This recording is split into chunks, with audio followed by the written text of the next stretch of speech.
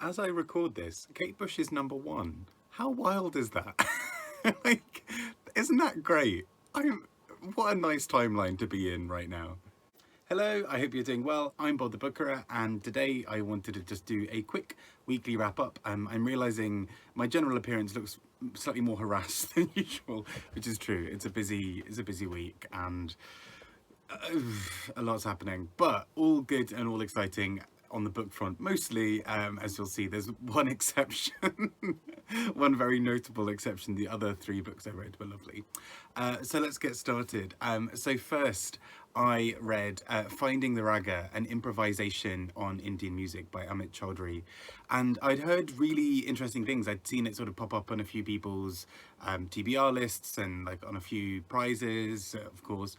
And I was just sort of a little bit fascinated by this because it's something I know next to nothing about. And it just sounded like it took some quite fun risks or ideas, sort of riffs on non-fiction and what it can look like.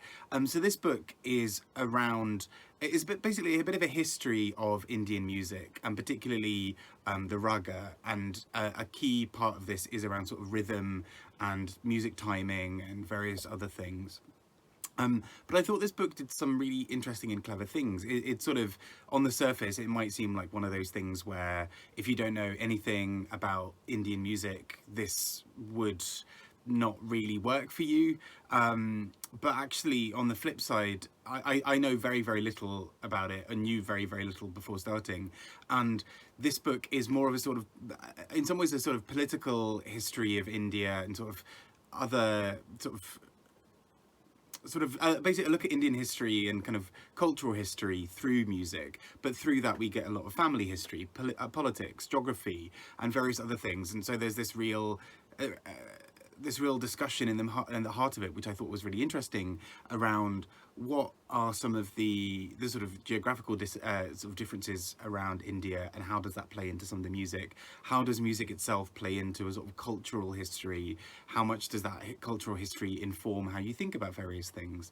And so actually this book is really quite interesting. It sort of plays at notions of what Indian music is versus Western music. It plays at the role that music can play, and I just found it really quite interesting. I listened to this as an audiobook, and there's something quite lovely about letting it wash over you, not necessarily always understanding what's happening, but in fairness, that's my go-to with life. I just never really know what's happening. And I found it just so nice just to learn a little bit more, and I found it a really interesting and beautiful book. Next up, I read Emergency by Daisy Hildyard, and as you can tell, it's published by Fuccboi. And I went to a reading. I'd basically been planning on reading this at some point, but had sort of parked it for sort of later in the year. And then I went to a reading which was held in a sort of taken over old car park in Peckham in London, and essentially it's sort of been turned into like this really interesting space because actually this car park is really tall, so you get these really great views out of sort of, you know, looking out over South London, and also with it being warm in London at the moment and sort of across the world, but particularly in London, very, very warm. It was sort of really interesting because obviously it's a sort of a naturally ventilated space, right? And it was just this really cool thing of listening to a few Fitzcarraldo published authors reading from their works, including another author, Ned Bowman, reading from his work as well. And I thought the reading of this was so beautiful and so interesting that I really, really wanted to actually just read the book. Plus, I'd accidentally forgotten the book that I was planning on bringing with me to read on the train back, so I just started this on the way home anyway. And Emergency is a book that deals a lot with environmental collapse, as the emergency of the title, but actually deals with it in quite a fascinating way, I think, of the cruelty and brutality that you can see within nature. So, you know, at one point there's a mother hare or rabbit who eats her own children, and you know that's sort of just a part of the survival instinct of certain creatures to sort of eat their young. But at the same time, we've got kind of violence kind of permeating so much of the book, both in terms of animals and humans. And the line between human and animal feels quite blurred quite a lot of the time in this book. But it's also really quite funny and quite astute in the way it does this. So the kind of key idea really is that you've got a character who is stuck at home. She's self-isolating during COVID, and is looking out of the window and sort of watching her garden, watching sort of nature around her, and at the same time reflecting back on a lot of her own history. And in doing so is just really trying to make sense of quite a lot in the world. And again, these quite sort of fractious relationships that she's had with various people and how that plays into her current day. So I just thought this was such an interesting book, so beautiful and lyrical at times, so brutal and punchy, but also just really serene at other times. It's really beautiful, I think, as a book. I'm really, really keen to hear if anybody else has read anything of it. I know she's also got a set of essays also published by Fitzcarraldo that I really want to read as well.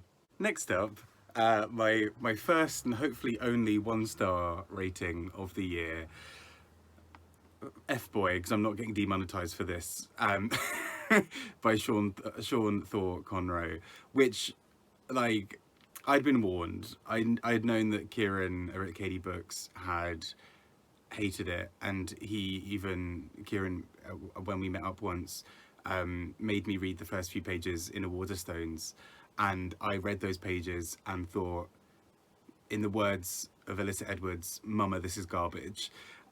It is not. Yeah, it's not great. At least not my kind of thing. I'm also kind of concerned for whose thing it might be. I'm intrigued. I'd like to pick your brains if you are somebody for whom this book is a 5-star.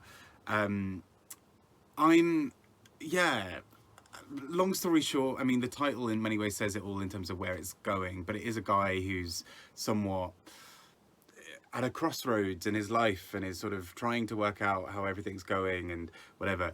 Also, possibly, I don't know how you get 350 pages out of someone being introspective, but yet they never seem to actually have any kind of breakthroughs on their behavior. This, without going into a full rant on this, I don't get how we literally have to listen to the inner thoughts of a main character who is really self-indulgent and self-absorbed, and yet seemingly, despite all of this work on looking at himself, makes absolutely no progress in understanding anything about himself.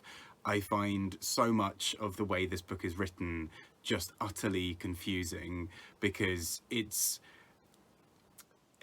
the register and the dialect or sort of idiolect, I guess, never has any kind of consistency. It's both a bit of, and you know, in fairness, the author and narrator, it's a auto-fiction kind of thing, so it feels a bit heartless in some ways, attacking the main character, because that is in many ways a big part of the author.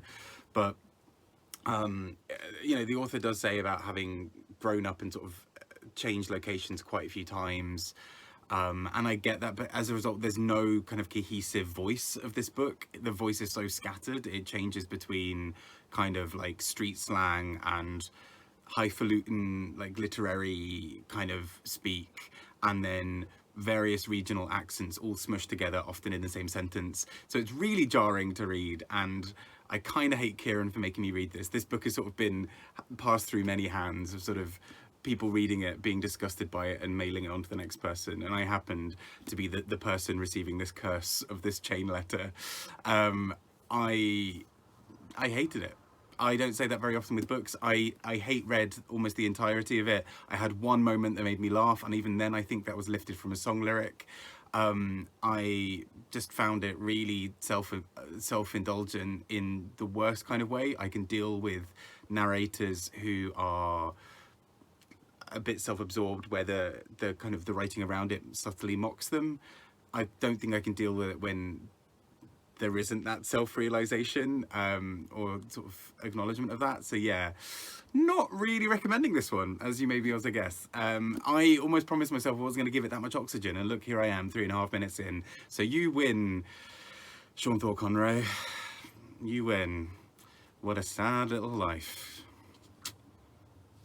Yeah.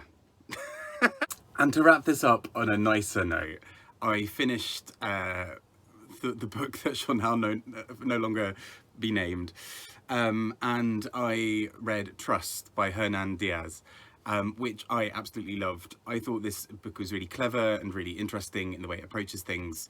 In some ways, it was quite fun reading this in the same week as Finding the Raga, because it also at one point deals with sort of musical scales in quite an interesting way, which is not really a spoiler to mention, but anyway. So this book is a book made of 4 books, essentially. And we're told this from the beginning. We see that there are these 4 books. Obviously, we don't know any of the characters yet, so we don't understand the links between their names. But the book within a book within a book within a book kind of aspect comes into this, where there is a book early on that talks a little bit about finance, and particularly money in the sort of the financial crash sort of that preceded the Great Depression. We see all of these sorts of things. We see a previous financial crash, and we have a character talking about their role in the financial crisis, and sort of talking about how, you know, they were so elevated and they knew that they'd brought a lot of wealth to the country, and it's not their fault that all this other stuff happened, and what have you. And it's also filled with these little moments that I thought were quite fun, of like notes almost, you know, it's an unfinished book. There's sort of notes to be like, oh, add more here on XYZ. And then we sort of fast forward, we find that somebody had been writing this for a character, and this character had quite shady dealings. And so we find out more about this character who's been writing it, but actually at the heart of it, we then also find out a little bit more about his wife, who has been left out of much of these stories. And we start to get the sense that the ghostwriter of this book, or sort of biographer, I guess, this sort of woman writing this is sort of connecting in some ways with this dead woman, and sort of trying to find a way of bringing her to life in the pages. And then we end the book, the overall book, Trust, on the 4th book, which is all the sort of memoirs and notes from that woman who's been left out of this story. And I think this book is so clever on so many levels, not only because it keeps building little bits of the story, but actually that this could have been so differently done. I think a real strength of this book is that it does quite a lot in a relatively short space. It's about 400 or so pages, but with those four books, it reads actually very quickly, and it doesn't, you know, whereas a book within a book like House of Leaves by Mark Z. Danielewski is a big chunky thing, and that does very, very different things with books within books, and is a bit more referential and jumps in and all those sorts of things. But I thought this was quite clever in sort of building a slow argument through the book, so that once you get to the final book, actually these do feel like revelations, even though we're talking about a character who had died many years previously. There's something quite interesting about the way her ghost, almost at the end of this book, in terms of these final notes, really casts new light on a lot of the rest of the book. And now I see why people have been putting this forward as one that might well be longlisted for the Booker. I think it probably has a good chance, actually. It's a really clever book. I think it's really interesting. And I just loved the way it approached books within books. I think the writing was really solid. I really liked the way that our attention was focused as a reader. That I think there are moments where Hernan Diaz purposely directed us one way to sort of make us ignore something over here. And even if we as readers kept an eye on that and were thinking about that constantly, actually there wasn't much we could do with that information. We needed Hernan Diaz to give us a little bit more information first. And I just really like the way this book unfurls. I think it really works for me as a complete book of 4 books. And I know, like, some people have sort of said it doesn't always work, and that other people have done that I